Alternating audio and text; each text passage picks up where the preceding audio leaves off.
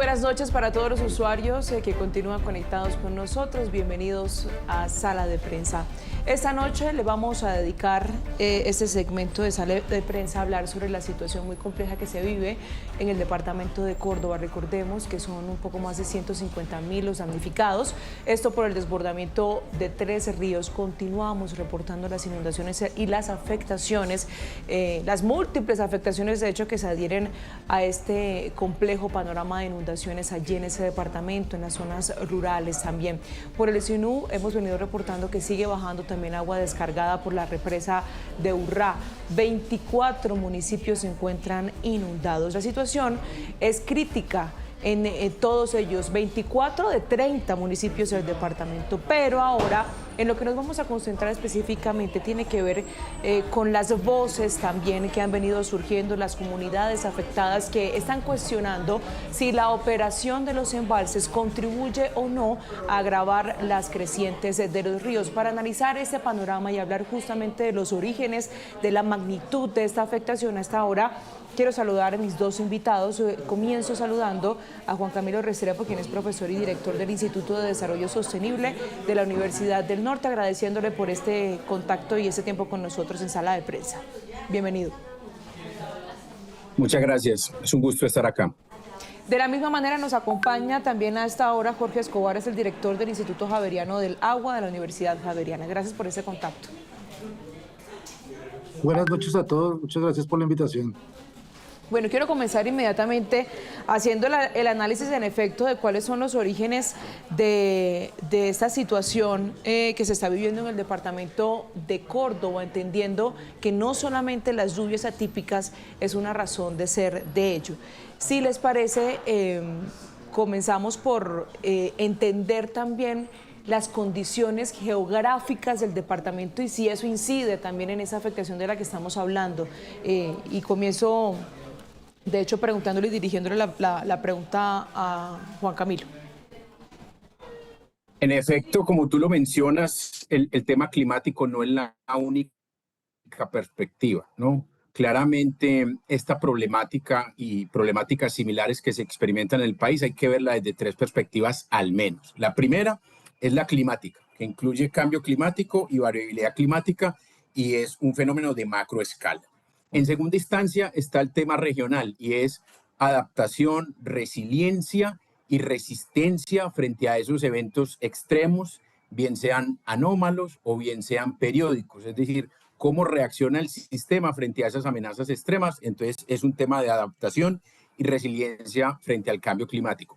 Y el tercero, que es, digamos, en estos momentos el aspecto más dramático, tiene que ver con la gestión del riesgo. Es decir, una vez que se presenta una amenaza, un fenómeno natural de este tipo, y el territorio responde frente a esa amenaza, ¿cuál es la gestión que nosotros como sociedad le estamos dando? No desde el minuto cero en que se presenta el evento, sino cómo estamos preparados, cómo funciona el sistema de alarmas, qué recursos tenemos disponibles y qué tanto conocemos esas dos situaciones previas, qué tanto conocemos la amenaza y qué tanto conocemos cómo va a responder al sistema.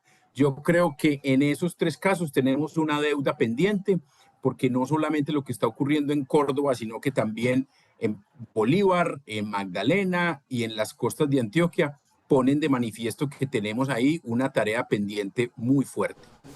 Sobre las incidencias de estas afectaciones hablamos y vale la pena la claridad desde el punto de vista académico. Por eso el perfil de nuestros dos invitados. Quiero ir con Jorge justamente para hablar también sobre esas incidencias. La misma pregunta, ¿qué es lo que hoy está originando este gran problema y la magnitud mejor del problema allí en el departamento de Córdoba? ¿Qué hay detrás más allá de las fuertes lluvias? Estamos hablando también de un frente frío que sorprendió a todo el país y que generó afectaciones no solamente en Córdoba, pero particularmente, ¿qué suma al daño que se registra en ese momento?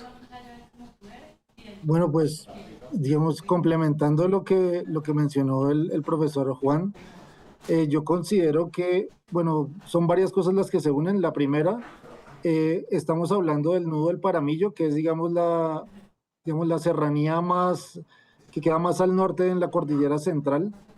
Cae una precipitación de una magnitud, digamos, poco normal dentro de los registros que se tienen. Y esa precipitación, pues, sí, se representa en una escorrentía que llega, en el caso del río Sinú, al embalse de Urrá, que estaba ya bastante lleno. Eso es, digamos, parte de la polémica que se genera. Pero siguiendo tu pregunta, yo pongo sobre la mesa lo siguiente. En esa misma zona está la cabecera del río San Jorge. El río San Jorge es el que alimenta a toda la región de La Mojana. O sea, la intensidad de la precipitación que recibe la cabecera del río San Jorge es igual a la del río Sinú. Entonces uno se pregunta por qué en las noticias no está La Mojana como una región tan afectada, siendo que las condiciones son similares. Y la respuesta es, para mí es porque en La Mojana muchas de las ciénagas que ejercen la labor de regulación hídrica todavía están bien, mientras que en el río Sinú, gran parte del valle del río Sinú, eliminaron esas ciénagas para adaptarlas digamos, a actividades agropecuarias. Entonces, el valle del río Sinú ya no tiene una capacidad de regulación hídrica como sí la puede tener La Mojana. Entonces, en el río Sinú, el único cuerpo de agua, por lo menos en la zona media y alta, que regula es el embalse de Urrá. Entonces, gran parte de las inundaciones también se deben a que se han afectado estas zonas de humedales, estas zonas cenagosas, que naturalmente sirven para regular estos excesos de agua y que ahora pues ya no están en condiciones de hacer esa labor. Por eso es que también en parte suceden estas inundaciones o la afectación en esta zona del río Sinú. Profesor Jorge, cuando usted dice se han afectado, ¿a qué se está refiriendo? O sea, ¿qué es lo que pasa en todas estas zonas de complejos cenagosos? O sea, a veces, digamos, hay una, por decir así, estas son, ¿qué son las ciénagas? Las ciénagas son cuerpos de agua someros que se expanden y se contraen mucho dependiendo del régimen hidrológico. Cuando ya no hay, digamos, cuando la represa de Urrá empieza a regular el caudal, pues ya esos cambios drásticos de nivel en las ciénagas no se ven tan claros. Entonces, digamos, las personas, los dueños de la tierra, empiezan, digamos, a proteger o a ganarle terreno a las ciénagas mediante la construcción de jarillones o diques, de alguna forma que controlan la inundación. Pero esta inundación se controla solo digamos, temporalmente. En un caso como el de ahora, que es un evento extremo, pues digamos, la cantidad de agua es tal que ya hay rompimientos de esos jarillones y el agua naturalmente va hacia los bajos de los terrenos, que son donde antes se encontraban las ciénagas. Entonces, parte de esto que sucede en el valle del río Sinú se debe, digamos, esa alteración que ha tenido el terreno o el territorio desde hace décadas, digamos, buscando incrementar la producción agropecuaria sin pensar, digamos, de lleno en cuáles son los efectos o, digamos, cuál es la razón de las ciénagas y los humedales en todos estos territorios que llamemos cenagosos. Es decir, que otra de las razones en efecto es el tema de la expansión para la ganadería. Sí. Bueno, ahora bien, apuntemos la conversación, si están de acuerdo, hacia la prevención. ¿Qué tanto se puede prevenir un fenómeno como este o una situación mejor como este? Ya nos explicaba el profesor Jorge, digamos un poco la diferenciación, y si me ayudan ustedes, por favor, de la zona. Hay una zona alta, media y baja. Esta zona que está afectada en este momento, podemos decir la zona plana, la zona llana, la zona baja del territorio. ¿Cómo dentro de esa distribución podemos explicar también, ya nos adelantaba un poco el profesor Jorge, esta afectación, pero quiero volver con el profesor Juan Camilo? Claro, mira, como decía ahora, en la gestión del riesgo hay dos perspectivas. Una es la amenaza, que es externa, en este caso el fenómeno climático, y una es la vulnerabilidad, qué tanto estoy preparado yo y cómo responde el sistema a estos cambios o a estos eventos extremos, ¿no? Y la respuesta claramente aquí es que no estamos preparados. Primero, porque no conocemos muy bien la amenaza. Primero, les pregunto yo, ¿existe un sistema de alerta para el Caribe colombiano, para el sistema en general?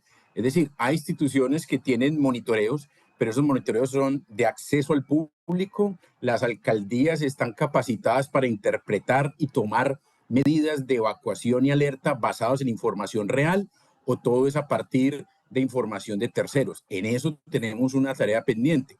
Digamos que en este caso nosotros particularmente estamos comenzando, estamos en el 5.º mes en un proyecto orientado a diseñar un sistema de monitoreo hidroambiental en las cuencas de los ríos Magdalena y Sinú, que precisamente uno de los aspectos que busca es brindar información oportuna, robusta y sistemática que permita no solo tomar decisiones frente a este tipo de fenómenos, sino a futuro, estar orientada a la restauración de ecosistemas degradados, como los humedales, que como bien lo señala mi colega, es uno de los aspectos claros, pero no solo aquí en el Sinú, sino en todo el Caribe colombiano. Esa práctica de disminuir la extensión de los humedales, de alterar la conexión del sistema río-humedal, tiene un profundo impacto en la regulación hidrológica, no solamente, pero también en los procesos de filtración y de nutrientes. Y yo le agregaría algo, que también es un error craso que tenemos en nuestro enfoque del manejo de inundaciones. Usualmente las inundaciones se ven solamente como un tema de agua, es decir,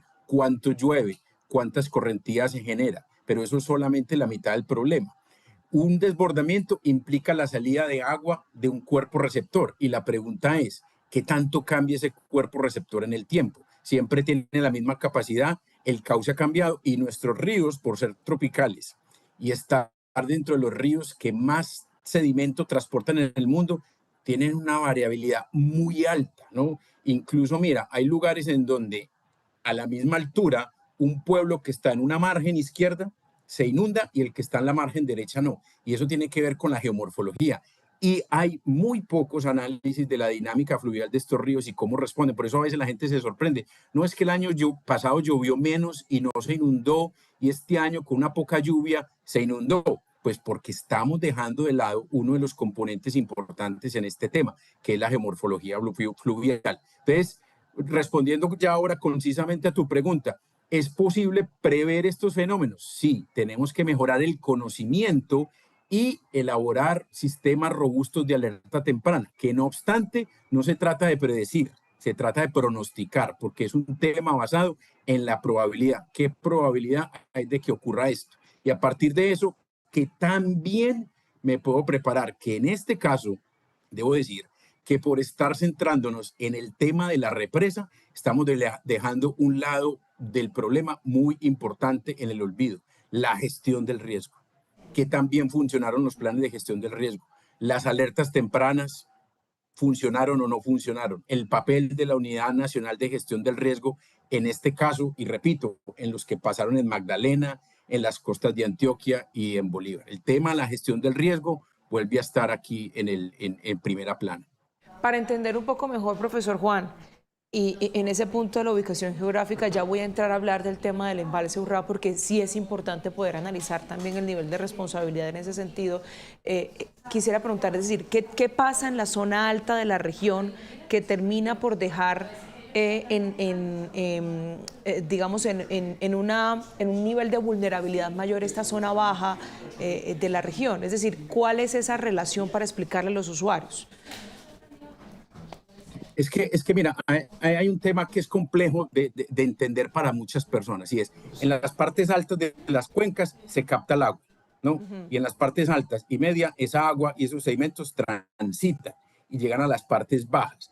Y las partes bajas están dominadas principalmente por planicies inundables, es decir, son zonas susceptibles a inundación, ¿no? Y el beneficio que tienen estas zonas, y por eso están ocupadas, es que por esa dinámica son zonas de suelos fértiles, ¿no? Entonces, allí hay cultivos, hay asentamientos de actividad pecuaria, hay asentamientos de actividad ganadera. Entonces, es un balance, ¿no? Lo que estamos viendo ahora es que ese balance presenta un sesgo, como lo bien lo mencionó mi colega. Uno de los aspectos que a mí me parecen más perjudiciales es por ejemplo, la construcción de jarillones y diques. Esos jarillones y diques van realzando las riberas de manera artificial, creando una falsa sensación de seguridad.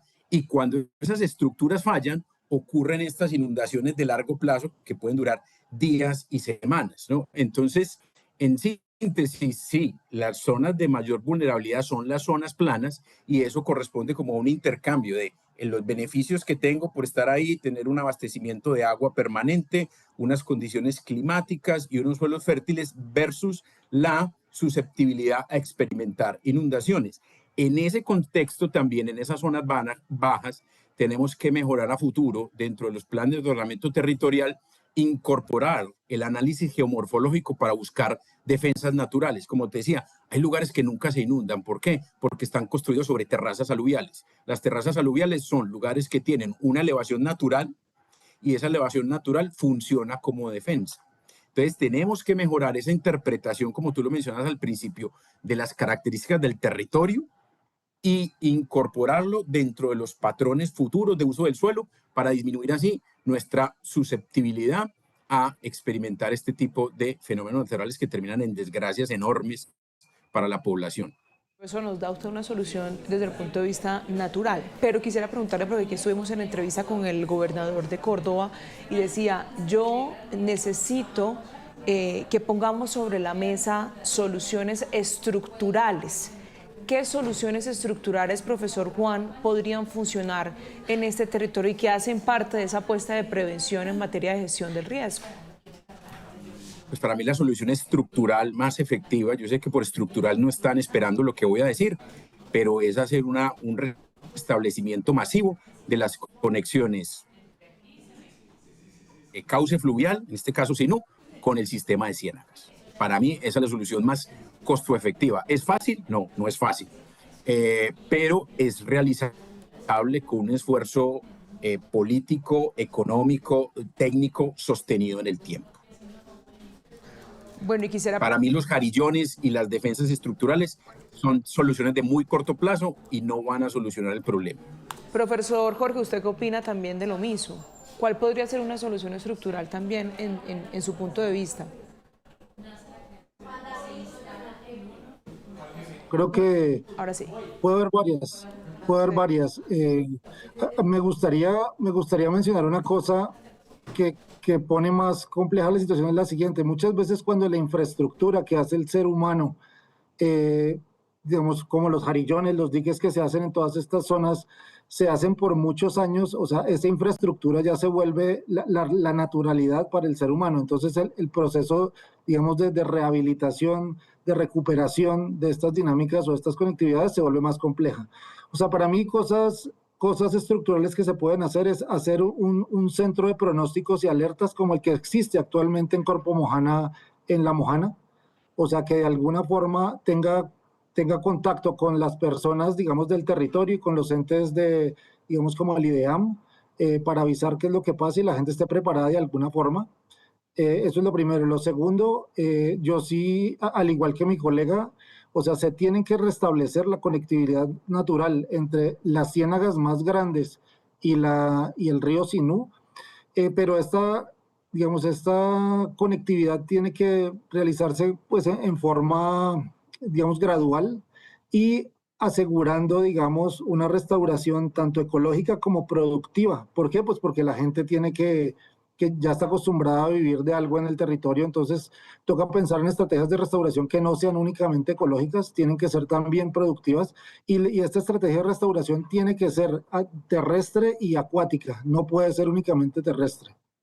Eso es una cosa que se tiene que hacer. Ahora, tiene que haber digamos, una formación en términos de gestión de riesgo de las personas que habitan el territorio. ¿Por qué? Como le decía mi colega, el hecho de hacer un dique significa que sí, o sea, la inundación va a llegar menos frecuentemente, pero cuando llegue va a llegar mucho más fuerte, más duro.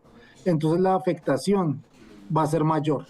Entonces es necesario tener claros todos estos conceptos de decir riesgo, amenaza, vulnerabilidad, exposición a nivel, digamos, territorial. ¿Esto qué significa? Que desde el interior tiene que haber unos esfuerzos muy grandes para asegurar que haya un diálogo horizontal entre los conocimientos locales de las personas que viven con el riesgo, con el conocimiento formal de las personas que estudiamos el riesgo, pero que no vivimos el riesgo.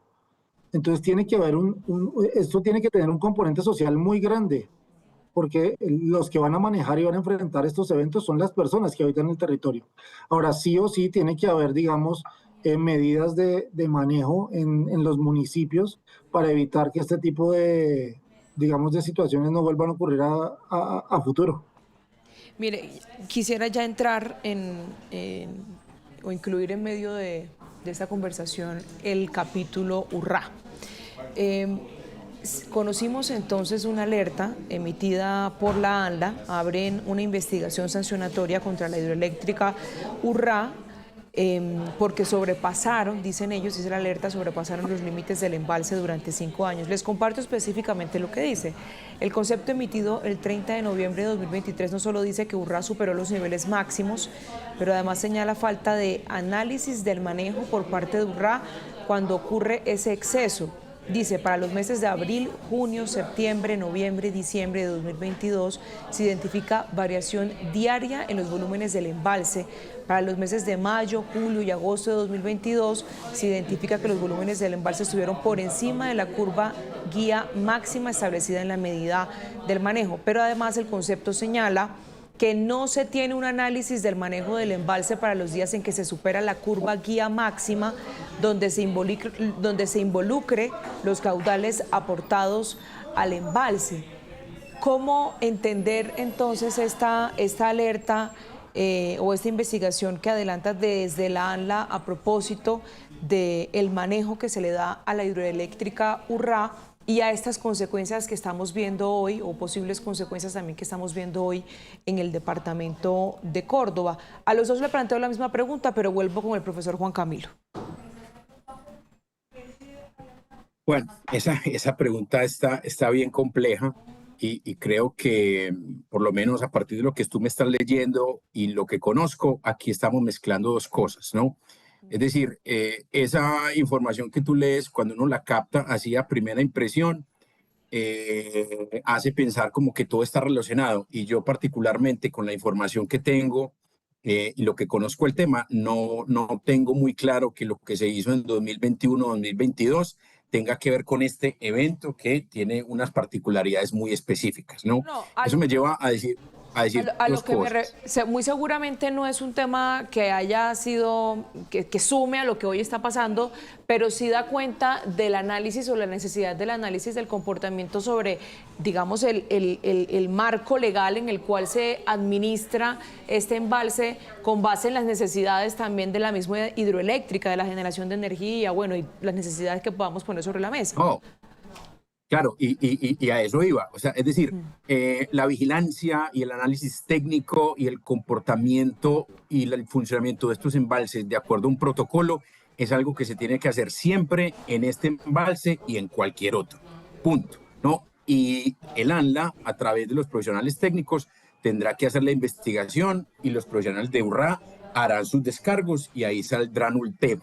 Como te decía en una de las preguntas que me hacías anteriormente, yo creo que este tema de Urrá está distorsionando la discusión de fondo.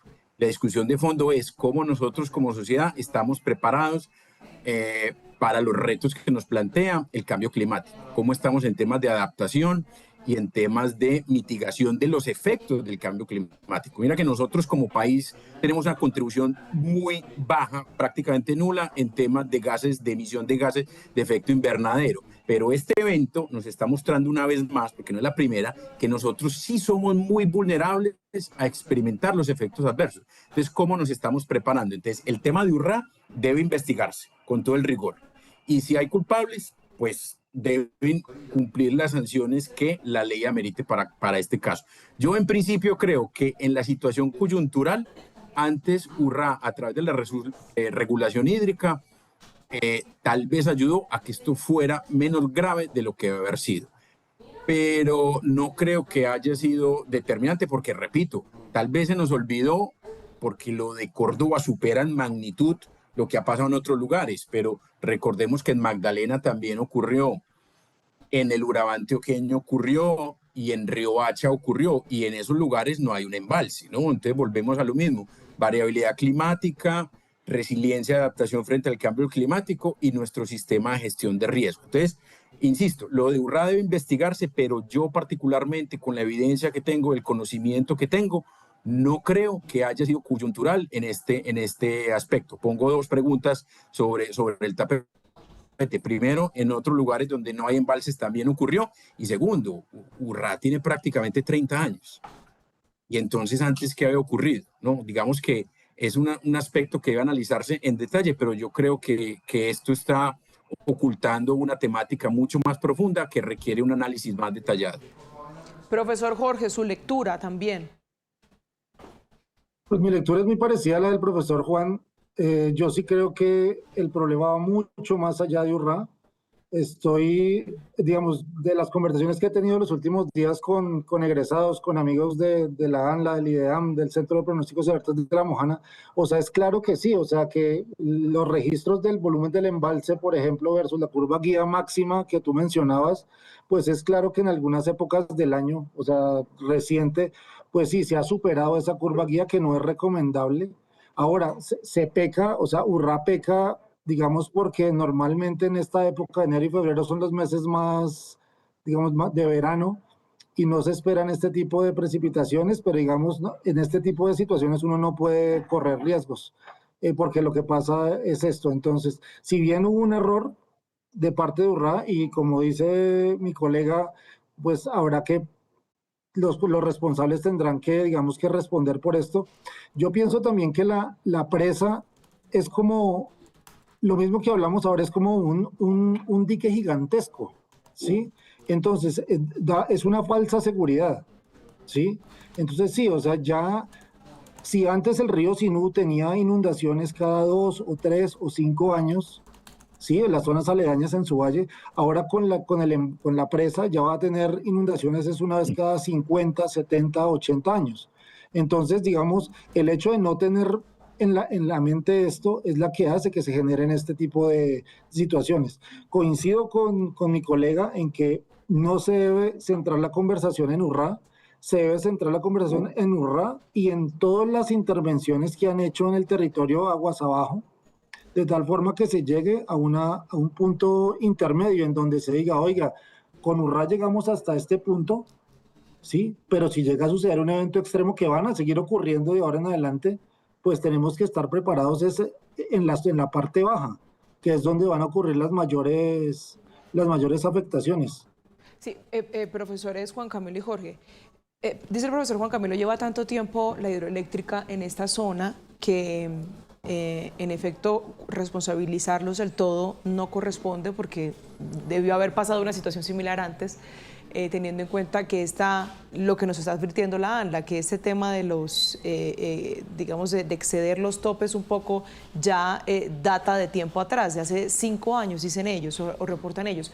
Pero aún así quisiera preguntarle, porque lo mencionaba el profesor Jorge, es decir, es que este frente frío que se encuentra con una ola de calor también que estaba atravesando el departamento, nos tomó por sorpresa a todos en general, e incluso podríamos decir que en medio de esa administración y ese exceder de los topes tomó por sorpresa inclusive a la hidroeléctrica y la puso contra la pared, y por eso suma entonces a esta consecuencia tan grave que pudo ser menor también.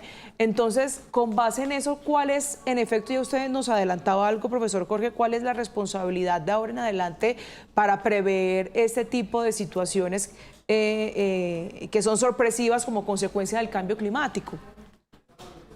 No, o sea, aquí digamos, yo pienso que son varias las instituciones que se tienen que poner de la mano. O sea, claramente, o sea, la CSB, la CBS tiene que estar al tanto de todo esto, pues porque la Corporación del Valle del Sinú es la encargada, digamos, de velar y de controlar y hacer seguimiento a todas las cosas ambientales que pasan en todo el Valle del Río Sinú. Sin lugar a dudas, la ANLA tiene que estar ahí pendiente porque la ANLA es la encargada, digamos, de todos los licenciamientos ambientales de estas mega obras de infraestructura. Ministerio de Medio Ambiente tiene que estar ahí, digamos, dando línea de cuáles son las cosas que se tienen que hacer, y ahí sí o sí se tiene que articular la Unidad Nacional de la Gestión del Riesgo y Fondo de Adaptación. O sea, Fondo de Adaptación es una institución que fue creada para mitigar los efectos del cambio climático debido a la ola invernal del 2010-2011, y es lo mismo que está ocurriendo en este momento. O sea, tiene que haber una articulación entre las instituciones para que digamos, las acciones que se hagan se hablen entre sí. Entonces, digo, Ministerio de Ambiente, Unidad Nacional de la Gestión del Riesgo, o sea, la idea es que la Subdirección de Conocimiento de la Unidad Nacional de la Gestión del Riesgo, o sea, ya conociendo esto, empiece a establecer medidas, al igual que la Subdirección de Reducción de Riesgo. Ahora, esto tiene que hablar, sin lugar a dudas, con los lineamientos que da el Ministerio de Ambiente y que la corporación digamos, del Valle del Sinú y la ANLA le hagan seguimiento, digamos, la ANLA Urrá y la del Valle del Sinú al resto de instituciones. Si no se habla así, digamos, de la mano con todo lo que puede hacer el IDEAM, digamos, es difícil que las cosas, digamos, se articulen. O sea, ya está esto, ya se ha adelantado en el país desde el 2010 con la creación del Fondo de Adaptación. O sea, yo creo que se puede seguir construyendo para que este tipo de situaciones no vuelvan a pasar, porque los afectados son las personas que viven en el territorio. Claro. Profesor Juan Camilo, también sus reflexiones finales a propósito también de la idea que nos venía desarrollando y de esta pregunta. No, precisamente, y Jorge pone un tema de manifiesto y por eso mi énfasis en que a veces la discusión se desvía. Mira que en toda esta discusión, en esta entrevista, es la primera vez que escucho a alguien hablar del Fondo de Adaptación. O sea, ¿cuál ha sido el papel del Fondo de Adaptación en esta situación? ¿Y qué hizo el Fondo de Adaptación en los últimos 15 años desde su creación en esta cuenca para prevenir este tipo de situaciones? No, es que estamos en un punto en que nos estamos volviendo reactivos y no debemos ser reactivos. Entonces, mi reflexión en eso, apoyo completamente lo que dice el colega Jorge, la integración de las diferentes entidades de la nación dedicadas a la gestión del riesgo, ¿no? Incluyendo desde el IDEAM, el IGAC, el Ingiominas, hasta llegar al ANLA, a la UNGRD y el Fondo de Adaptación, haciendo una salvedad, que estas entidades tienen que tener un carácter netamente técnico y de largo plazo. Es decir, estas entidades no pueden estar cambiando cada 4 años de profesionales, porque tienen que tener un proceso sostenido en el tiempo, en recursos humanos y recursos financieros. Y segundo, nosotros desde la academia tenemos que contribuir al fortalecimiento de los sistemas de alerta temprana. Lo mencioné y lo reitero. Nosotros, en la Universidad del Norte, en asocio con la Universidad de Córdoba y otros aliados importantes como Cor Magdalena, la CRA, por ejemplo, CREATIC, estamos desarrollando un sistema de alerta temprana que no solamente abarque estos temas, sino otros temas relacionados con el cambio climático para el SINU. Es nuestra labor dejar estos sistemas operativos, insisto, para que haya información disponible en todos los niveles, la comunidad, las alcaldías, las gobernaciones, y que a partir de la interpretación de estos datos se puedan tomar decisiones antes de preparación, porque como sociedad tenemos que entender algo, mi colega lo señaló. Este tipo de eventos es posible que se puedan volver a presentar y se vayan a presentar.